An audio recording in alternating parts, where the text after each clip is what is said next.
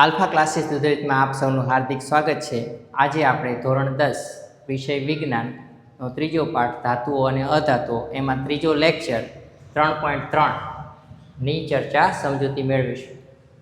ચાલો, ધાતુઓ અને અધાતુઓ કેવી રીતે પ્રક્રિયા કરે છે। ચાલો, ઉપરયુક્ત પ્રવૃત્તિઓમાં તમે અનેક પ્રક્રિયકો સાથે ધાતુઓની પ્રક્રિયાઓ નિહાળી। ધાતુઓ આ પ્રકારે પ્રક્રિયા શા માટે કરે છે? ચાલો આપણે ધોરણ 9માં તત્વની ઇલેક્ટ્રોનીય રચના શીખી ગયા હતા તે યાદ કરીએ। ઇલેક્ટ્રોન રચના એટલે 2, 8, 18 વાળી જે રચના હતી એની અહીંયા વાત કરેલી છે। ધારો કે કોઈ તત્વ છે તો અહીંયા પહેલી કક્ષા, બીજી કક્ષા, ત્રીજી કક્ષા અને ચોથી કક્ષા, આવી રીતે 4 કક્ષા હોય છે। આ કક્ષાનું નામ કે, પછી આ કક્ષાનું નામ L, આ કક્ષાનું નામ M અને આ કક્ષાનું નામ N। પછી આના ઇલેક્ટ્રોન 2, આના 8, પછી આના 18 અને આના 32। તો આ કક્ષાની વાત કરેલી છે। ચાલો, આપણે શીખી ગયા કે ઉમદા વાયુઓ કે જે સંપૂર્ણ ભરાયેલી બાહ્યતમ કક્ષા ધરાવે છે તે ખૂબ જ અલ્પ પ્રમાણમાં રાસાયણિક ક્રિયાશીલતા દર્શાવે છે। તેથી આપણે તત્વોની પ્રતિક્રિયાત્મકતાને સંપૂર્ણ ભરાયેલ સંયોજકતા કક્ષા પ્રાપ્ત કરવાની વૃત્તિ તરીકે સમજી શકીએ છીએ। તો બાહ્ય કક્ષામાં તત્વ હંમેશા 8 બનાવવાનો પ્રયત્ન કરશે અને એક એવો તત્વ છે જે માત્ર 2 બનાવશે અને એ છે હિલિયમ। બરાબર છે ને? હિલિયમ એક જ છે જે 2 નિષ્ક્રિય તરીકે છે, બાકી બધા જે નિષ્ક્રિય છે એની બાહ્ય કક્ષામાં 8 ઇલેક્ટ્રોન છે અને 8 બનાવવા માટે હરેક તત્વ પ્રયત્ન કરશે એની બાહ્યતમ કક્ષામાં, યાદ રાખજો। ચાલો આપણે નિષ્ક્રિય વાયુઓ અને કેટલીક ધાતુઓ તેમજ અધાતુઓની ઇલેક્ટ્રોન રચના પર એક નજર કરીએ। આપણે કોષ્ટક 3.3 પરથી જોઈ શકીએ છીએ કે સોડિયમ પરમાણુની બાહ્યતમ કક્ષામાં 1 ઇલેક્ટ્રોન છે।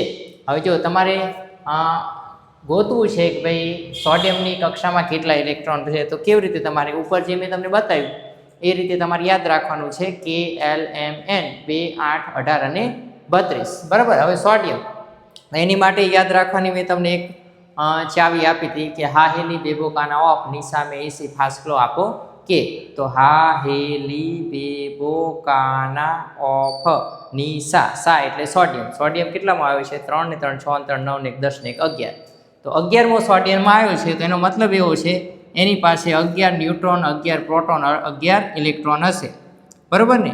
11 neutron, 11 proton, 11 electron, proton plus હશે, ઇલેક્ટ્રોન માઇનસ હશે। હવે તમારે એ 11 નંબર છે તો 11 ઇલેક્ટ્રોન અને 11 પ્રોટોનને 11 ઇલેક્ટ્રોનને ગોઠવવાના છે। બરાબર? તો પહેલી કક્ષામાં 2, બીજી કક્ષામાં 8, તો 8 ને 2 10, હવે કેટલું વધ્યું? 1। તો બાહ્ય કક્ષામાં તમે જુઓ આનો 1 આવ્યો છે, તો અહીંયા એવું લખેલું હતું કે બાહ્ય કક્ષામાં 1 ઇલેક્ટ્રોન છે। તો આવી રીતે તમારે કક્ષા દોરી અને નંબર યાદ કરી અને બાહ્ય કક્ષાના ઇલેક્ટ્રોન ગોતવાના। હરેક 1 થી 30 તત્વો મેં તમને યાદ કરાયેલા છે। કેવી રીતે? હા હેલી બેબોકાના ઓફ નિશા મેં એસી ફાસ્કલો આપો કે સ્કેટી વેક્રો મેલો કોનિકોઝ। 1 થી 30 તત્વ તમને યાદ રહી ગયા છે આ રીતે જો યાદ રાખો તો। અને હરેકનો નંબર પછી તમારે આપણા હાથના વેઢા દ્વારા ગણી લેવાનો રહેશે અને પછી એમાં એટલા ઇલેક્ટ્રોન અને એટલા ન્યુટ્રોન અને એટલા પ્રોટોન હશે અને એનો વજન 1 થી 20 તત્વમાં માત્ર ડબલ કરી દેવાનો। કારણ કે ઓક્સિજનનો નંબર આવે છે 8, બરાબર ને?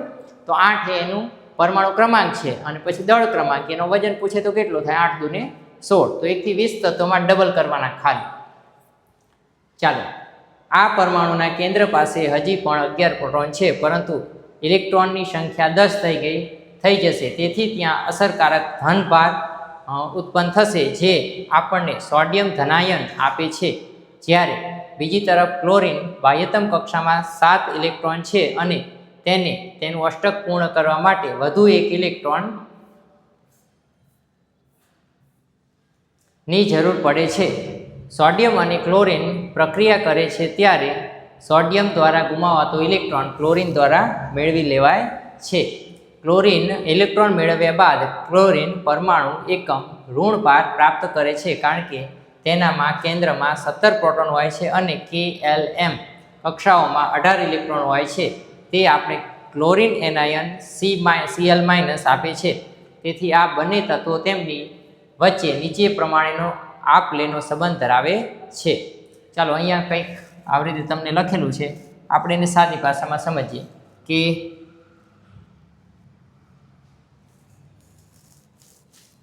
સોડિયમ, આ સોડિયમ છે, બરાબર છે, અને અહીંયા છે ક્લોરીન. તો સોડિયમનો નંબર કેટલો છે? 11. ક્લોરીનનો નંબર છે 17, બરાબર છે. હવે અહીંયા ઇલેક્ટ્રોન પણ આની પાસે 11 હશે, બહારની કક્ષામાં અહીંયા 2 હશે, પછી 8 હશે, અને પછી અહીંયા 1 હશે, બરાબર છે. હવે અહીંયા 11 પ્રોટોન છે, પ્રોટોન પ્લસ હોય છે. રેડી? હવે જુઓ, આ એક ઇલેક્ટ્રોન આ લઈ લેશે. શું કરશે? આ લઈ લેશે. તો આની પાસે 11 પ્રોટોન છે અને એની કક્ષામાં 10 જ ઇલેક્ટ્રોન છે, માટે આને ધનાયન કહીશું. શું કહીશું? ધનાયન, બરાબર.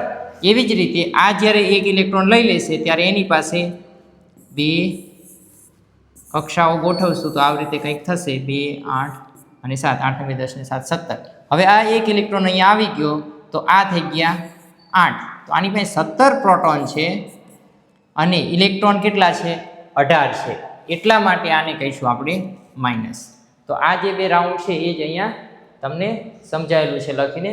તો આ તમને આસાનીથી યાદ રહી જશે કે આવી રીતે કક્ષાઓ. એટલા માટે મેં તમને પહેલા લેક્ચરમાં કક્ષાઓ, પરમાણુની અંદર ઇલેક્ટ્રોન, ન્યુટ્રોન, પ્રોટોન રહેલા હોય છે, પરમાણુના કેન્દ્રમાં ન્યુટ્રોન, પ્રોટોન હોય છે, અને ઇલેક્ટ્રોન બાહ્ય કક્ષામાં પરિભ્રમણ કરતા હોય છે. એની 4 કક્ષા હોય છે, KLMN.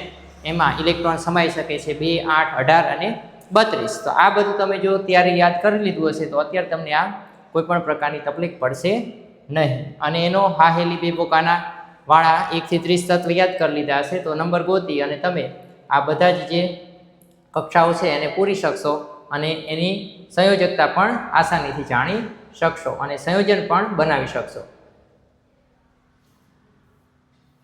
ચાલો પછી છે સોડિયમ અને ક્લોરાઇડ આયનો વિરુદ્ધ ભારવાળા હોવાથી એકબીજાને આકર્ષે છે.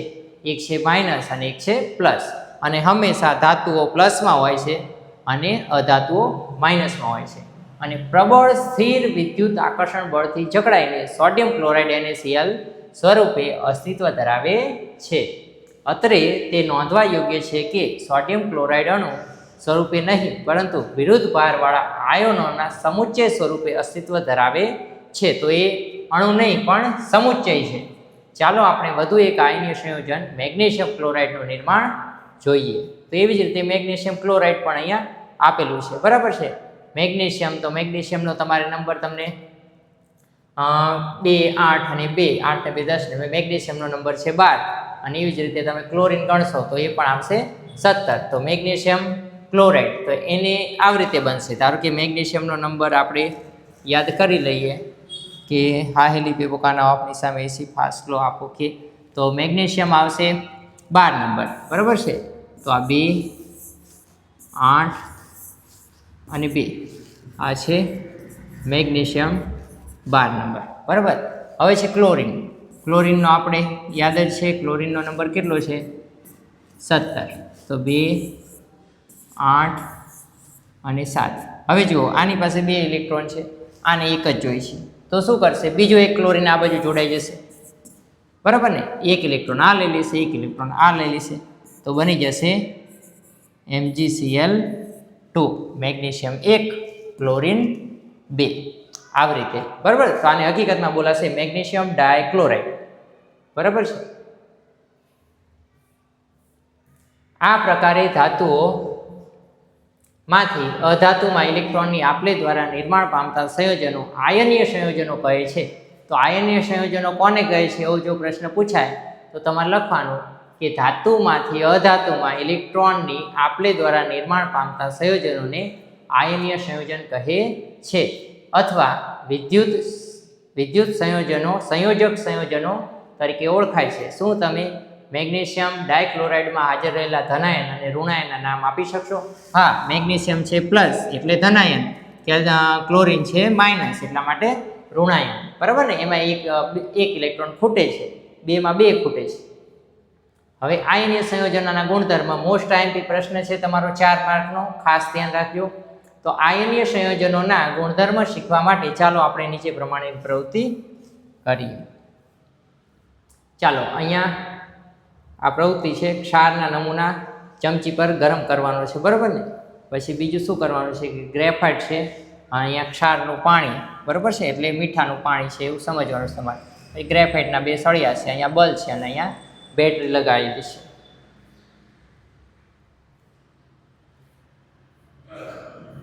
ચાલો તમે આયનીય સંયોજનોના નીચે પ્રમાણેના સામાન્ય, તમારે આ પહેલા 5 પોઈન્ટ યાદ રાખી લેવાના.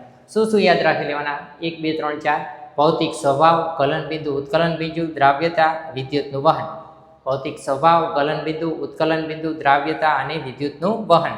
4 પોઈન્ટ યાદ રહી જાય પછી એની અંદર યાદ રાખવાનો પ્રયત્ન કરવાનો કે ધન અને ઋણ આયનો વચ્ચે પ્રબળ આકર્ષણ બળ હોવાના કારણે આયનીય સંયોજનો ઘન અને સખત હોય છે. આ સંયોજનો સામાન્ય રીતે બરડ હોય છે અને તે માટે દબાણ આપતા તૂટીને ટુકડા થઈ જાય છે. પછી ગલનબિંદુ, ઉત્કલનબિંદુ વાળો પોઈન્ટ. હવે જુઓ, એ શું કહે, ખૂબ આકર્ષણ બળથી જોડાયેલા છે તો એ બળને તોડવા મુશ્કેલ હશે, એટલા માટે ગલનબિંદુ અને ઉત્કલનબિંદુ કેવા હશે? ઊંચા હશે. તો આયનીય સંયોજનો ઊંચા ગલનબિંદુ અને ઉત્કલનબિંદુ ધરાવે છે. પ્રબળ આંતર આયનીય આકર્ષણને તોડવા માટે નોંધપાત્ર એટલે વધારે પ્રમાણમાં ઉર્જાની જરૂર પડે છે, તેના કારણે આવું બને છે. પછી છે દ્રાવ્યતા. તો વિદ્યુત સંયોજક સંયોજનો પાણીમાં દ્રાવ્ય હોય છે, પરંતુ કેરોસીન, પેટ્રોલ જેવા દ્રાવકોમાં અદ્રાવ્ય હોય છે. પછીનો પ્રશ્ન છે વિદ્યુતનું વહન, બરાબર ને, એમાંથી વિદ્યુતનું વહન થશે કે નહીં એ આપણે હવે જોવાનું છે. ચાલો, દ્રાવણમાંથી થતું વિદ્યુતનું વહન વીજભાર ધારિત કણોની ગતિશીલતાને કારણે થાય છે. પાણીમાં બનાવેલું આયનીય સંયોજનોનું દ્રાવણ આયનો ધરાવે છે. અહીંયા કહેવાનો મતલબ એવો છે કે પાણીમાં જ એ આયનોનું એક જગ્યાએથી બીજી જગ્યાએ વહન થશે, ઘન પદાર્થમાં એનું વહન થઈ શકશે નહીં. તો દ્રાવણમાંથી વિદ્યુત પ્રવાહ પસાર કરતા આ આયનો વિરુદ્ધ વિદ્યુત ધ્રુવો તરફ સ્થળાંતર પામે છે. ઘન અવસ્થામાં આયનીય સંયોજનો વિદ્યુતનું વહન કરી શકતા નથી, કારણ કે ઘનમાં તેમના બંધારણ દ્રઢ હોવાથી આયનોનું સ્થળાંતર શક્ય બનતું નથી. પરંતુ આયનીય સંયોજનો પીગળેલી અવસ્થામાં વિદ્યુતનું વહન કરે છે. ઉષ્માના